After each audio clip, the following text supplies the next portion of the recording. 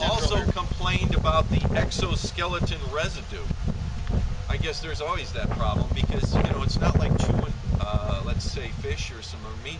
You got some, you got some chewy areas there. Well, and as you know, being the insect aficionado that obviously you are now, the exoskeleton, protects it from the outside versus from like humans chewing it. You and I have like an internal skeleton system. They have the the outside skeleton. So should we peel that away maybe and then eat it? Well, in like a prime rib, for example, sometimes people in their steaks or maybe another one, the porterhouse or whatever, they like the bone with it. Now, if you have to decide whether it adds a little bit to it, maybe a little crunchiness, or do you want it gutted?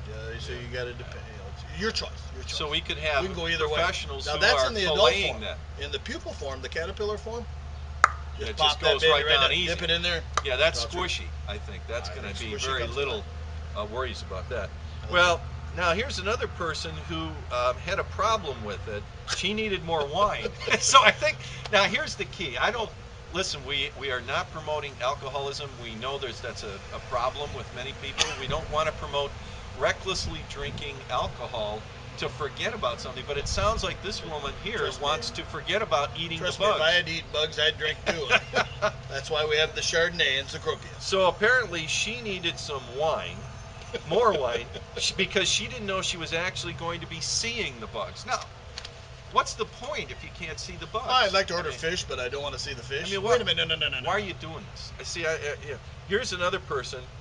Again, the antennas and the shells she didn't like. Other people want to avoid the bugs altogether and hide it in humus. So why are you doing this again if you're hiding the bugs? Yeah, I'd never hide my caterpillars in humus. Yeah, when you eat steak, you don't like hide the steak and make it into something else. Could you hide the cow or hide the fish?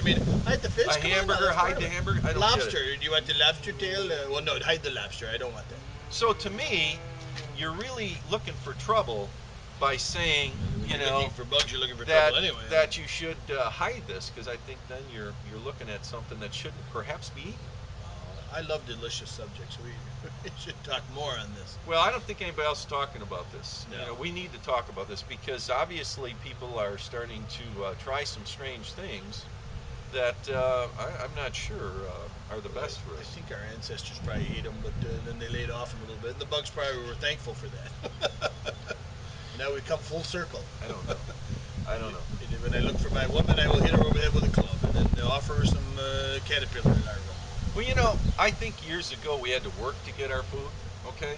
And I mean, really, from what you look back, and people would have to, maybe find some food. Hunter-gatherer, be a that's hunter. it, yeah. And I think the Lord made us to kind of want to gather it. And of course, in the garden before sin, people just kind of enjoyed the Lord's favor, but then there was sin, sinful and we had to work at it. He said you had to work at it. I think if we go for bugs, we're not working at that too much. We got bugs everywhere. You swat them and eat them. Actually, there were a couple flying around. They come to you. It's kind of like, you ordered it. But wait a minute, there is a moderate hunt, because you do have to swat them and kill them. That's a hunt. So you're kind of reaching a little bit, or you're doing something. So maybe I'm looking at this all wrong. Oh, you are. Now, for those of you who like weapons, you can't really shoot a fly unless you're a Beverly Hillbilly. They would shoot flies on a wall, but in general... Can you talk a minute? I got a weapon for you, buddy. You got something for the bugs? Oh, yeah. Come on, don't go away. Okay, well, Skip's going to bring me a present here of some sort. Oh, look at that. He's got a capturing device. Now, look at that. There you go, buddy. There's your gun, right there. So instead of a weapon, you can go around and catch... whatever comes in there, and essentially... How do I have all these props here? I love this. Yeah, so I don't know. I just don't think I could do that, because there's enough other great food out there. I mean, I don't know. Yeah, but a lot of that food doesn't come to you. This one will come to you. All you do is, there's lunch. Whoa, dinner. Hey, come on. It comes to you on a daily basis. So I see their point. Well, it says it's the sushi now of the future here. Yeah. I couldn't even get you to eat that sushi, when we go to places. You're not a sushi guy, are you? No. So if you don't want to make that move, I don't think you're going to make the leap to... that's just sushi because it's raw. You cook that baby. Oh, it's going to be good. Nothing like you dip that little caterpillar in some tartar sauce. Yeah. Well, I don't know. I just think that this whole topic bugs me. It should. I just don't think it's right. Now, if somebody really thinks it's right, I think we want them on the show to find out. I want somebody why. on the show that knows things aren't right. So we want to offer this opportunity. I think we should have Selma Hayek come in and Mark talk about Dennis her eggs. or Selma. Yeah. So I think Selma should come in here. But you know what? Let's be honest. Okay, let's stop a minute. If you got a woman who's willing to eat bugs, isn't that really the kind of woman you want? I mean, they're very... Well, I like one that's willing to accept things, a little flexible and things like that. That'd be perfect. You see what I'm saying? You don't have a lot of nitpicking if you're willing to eat bugs, don't you think? That leaves it open for a lot of other things. I'm just telling you. You know what I'm saying? If she'll eat eggs. Now, this isn't about sex, okay? Oh, I want to clarify this. You were talking about this that. is about an attitude. This exactly. And we love women. She's a little open but to sometimes we've heard from men in marriage, there's a little bit of a nitpickiness going on, and people aren't happy with this, that, or the other thing.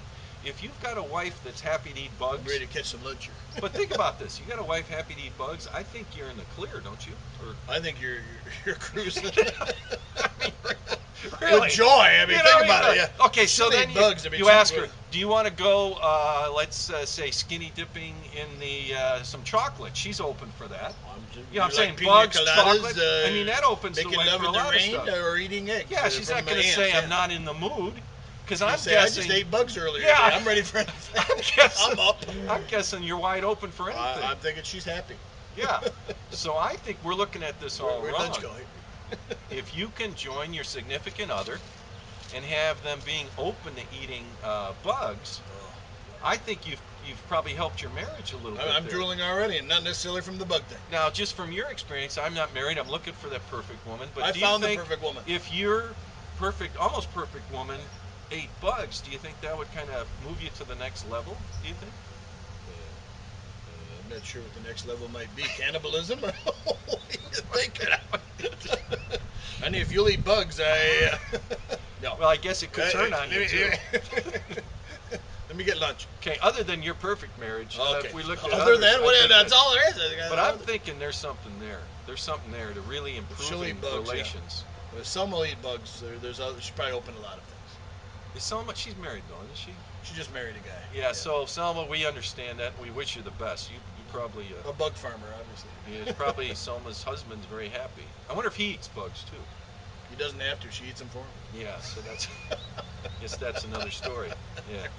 Well, I think we better stop before we get worse or get into areas we probably shouldn't. We're down to bug eggs. That's about as low as we can go. Yeah. So I think, folks, it's up to you. Just realize that if you want to be on the cutting edge, I think you better start your own bug eating. Bug eating club. Maybe start with a club. Okay. And then maybe a website.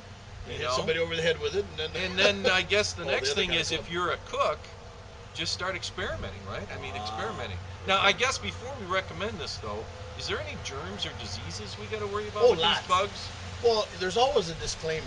You say, well, you can eat this bug, but it's going to give you a variety of different exoskeleton diseases. Yeah, are bugs that clean? Are they just like okay? Well, like dung beetles. I mean, what's the name? Figure this out, Rush. Dung beetles. Okay, what do they eat? Dung. Now, it doesn't take a person to look it up in the old thesaurus there, or the old dictionary. I see where you're going with this. So that might not be admired by the Jewish community either, whether it be kosher or not. Or any community, actually. I'm just saying. This so the dung beetle is not in. But in their favor, I mean, you know what the crawfish and sometimes what they eat. They're bottom feeders too. Now, at least the dung beetle is kosher. But I don't think they're kosher. I see. You might have a little exoskeleton back taste, but I know what that's from. And I do like shrimp, but I have talked with a person who is a Jewish person who said that isn't kosher, really appropriate. So, it really isn't. Yeah. So I think the key with a lot of this is maybe it's a case-by-case basis. Right. You know. I'm always careful what I eat, obviously. But you're right. A dung beetle right there is a dead giveaway that there could be a problem there. Think about it. Yeah. Please. Yeah. Okay. Yeah, but I guess I don't raise those. I guess we really always have to ask ourselves why. And that's a great question. Why would you do this? When I look at that article, I think, why? Yes. Yeah. So, all right. Well, hey, thanks for your time. Stick with tomatoes.